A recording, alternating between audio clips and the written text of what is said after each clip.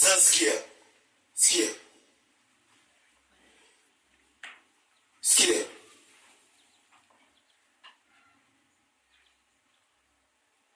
Kusikia neno la Kristo bila kupiga hatua hakukufanyi ukaponywa magonjwa yako au ukabarikiwa. Yaani ukiwa ni mtu ambaye msikiaji tu, wewe unasikia tu neno la Mungu, hautendei kazi. Bwana Yesu asifiwe sana. Hakukufanyi yaani aupige hatua kwenye kile kitu ambacho unakisikia. Hakukufanyi ukamwona Yesu au ukabarikiwa. Isipokuwa neno la Mungu, au Mungu mwenyewe anamhitaji yule mtu ambaye anasikia alafu anachukua hatua ya kile anachokisikia. Kuna mwingine yuko hapa toka mwezi wa kwanza anasikia tu Mungu anasema. Yaani anapigania story kama mjomba wake Mungu. Anakuja hapa anamsikia alafu baada hapo akitoka mlangoni yule. Akitoka mlangoni vile. Akitoka mlangoni mtu yule. Habadiliki. Mungu ashughuliki na huyo mtu. Mungu anashughulika na yule mtu ambaye anasikia alafu anachukua hatua. Hata kama huna uwezo kubadilika, lakini ile hatua unayoichukua, Mungu yuko tayari kuisimamia hiyo hatua, kukusaidia. Kwa sababu hiyo hatua ndio inayokutoa kwenye hiyo hali ulionayo kuelekea hali nyingine au utukufu mwingine. Kwa sababu kuna neno limesema imani inatutoa utukufu hata. Kwa hiyo imani haituweki utukufu hata utukufu inatutoa. Ili uweze kubadilika au kuponywa au kubarikiwa, lazima uanze kutoka kwenye hiyo hali ulionayo. Lazima uanze kuikataa hiyo hali ulionayo. Bwana Yesu asifiwe sana. Hata kama kwenu kuna watu ambao hawajaolewa, hata kama kwenu kuna watu ambao hawajabarikiwa, maana neno la Mungu linasema mtu akiwa ndani ya Kristo, ya kale yamepita, tazama amekuwa mapya. Wewe anza kutembea kama mtu mpya na uliyebeba baraka za Kristo. Hata kama ukoo wenu umebeba laana, wewe anza kutembea kama mbarikiwa. Tembea kama mbarikiwa. Tembea kama mbarikiwa.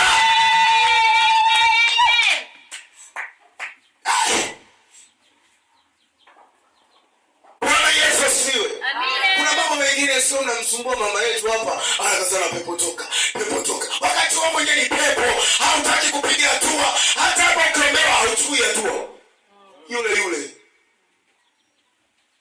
Na bahati nzuri wale wajomba wakikuingia hapa, wakikuingia huko kija hapa, wakikutoa, wanasema tunamsubiri hapa kwenye mti.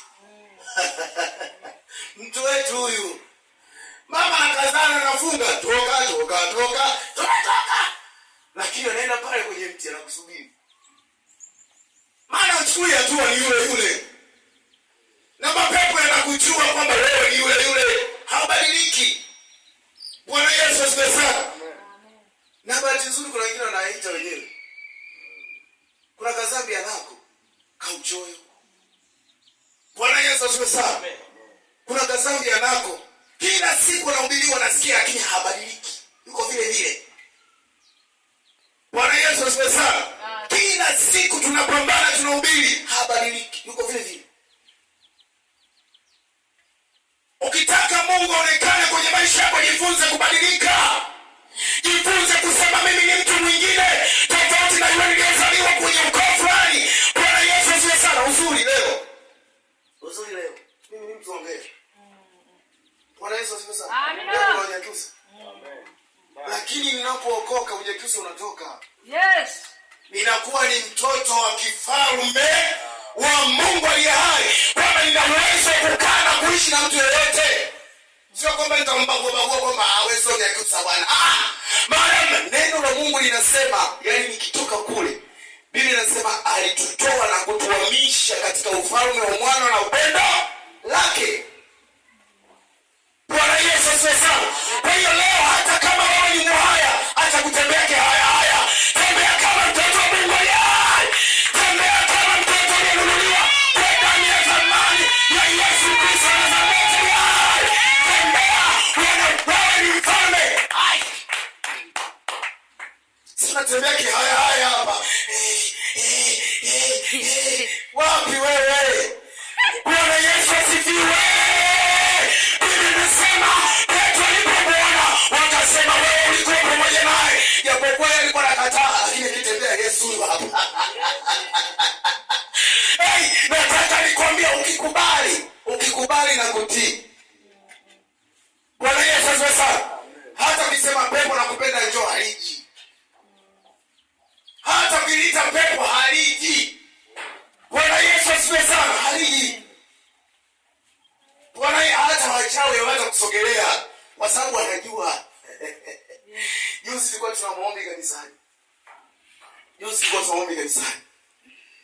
Sasa nikawa nawaambia pale Kitsimani pale makao makuu.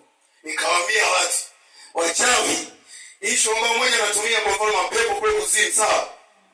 Mtu unapookolewa kule mbinguni unatoroka. Yesu anakutoa kule, unakuwa unatoroka kwa kule, unakuwa wanted, unatafutwa.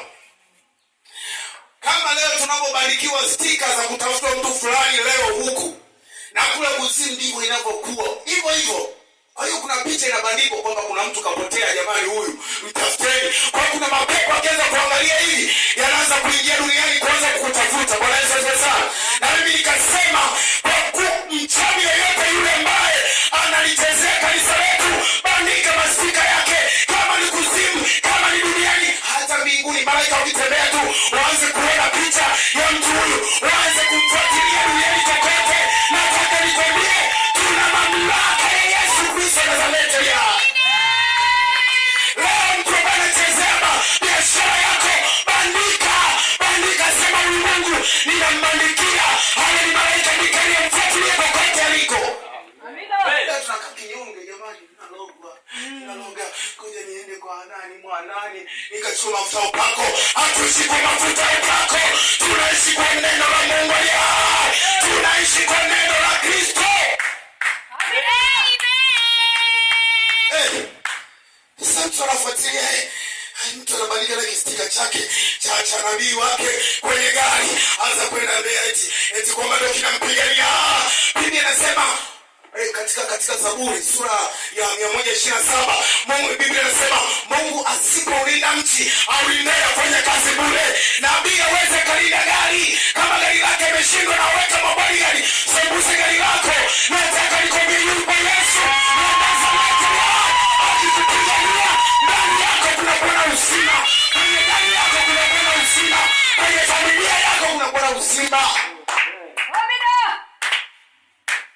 Yeye kwenye gari lake kaweka mabodyguard, mmoja mkono wa kushoto, mwingine wa kulia, mwingine nyuma, mwingine mbele. Wao